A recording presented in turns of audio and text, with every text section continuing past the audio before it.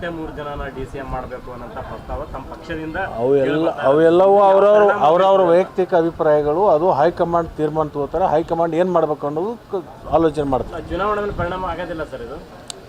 ಚುನಾವಣೆ ಮೇಲೆ ಪರಿಣಾಮ ಆಗುತ್ತೋ ದುಷ್ಪರಿಣಾಮ ಆಗುತ್ತಾ ನೋಡೋಣ. ಅದ್ರ ಬಗ್ಗೆ ಏನು ಚಿಂತನೆ ಬೇಡ. ಒಟ್ಟಾರೆ ನಮ್ಮ ಕಾರ್ಯಕ್ರಮಗಳ ಬಗ್ಗೆ ಜನರು ಸಂತೃಪ್ತಿಯಾಗಿದ್ದಾರೆ.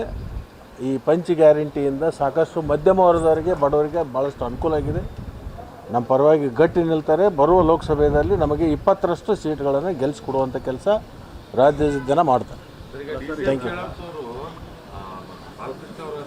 ಲೋಕಸಭಾ ಸ್ಥಾನ ಗೆಲ್ಲಿಸ್ಕೊಂಡು ಬನ್ನಿ, DCM ಕೊಡ್ತೀವಿ ನಾವೇ, ಹೈಕಮಾಂಡ್ ಕೈ ಕಾಲು ಬಿಟ್ಟು ಒಂದು ವೇಳೆ ಗೆಲ್ಲಿಸ್ಕೊಂಡು ಬರಲಿಲ್ಲ ಅಂದ್ರೆ ರಾಜೀನಾಮೆ, ಸಚಿವ ಸ್ಥಾನಕ್ಕೆ ರಾಜೀನಾಮೆ ಕೊಡ್ತೀರಾ? ಯಾರು? ಬಾಲಕೃಷ್ಣ ಅವರು ಹೇಳಿದ್ದಾರೆ ಸರ್. ಯಾವ ಬಾಲಕೃಷ್ಣ? MLA ಅವರು? ಯಾರಿಗೆ?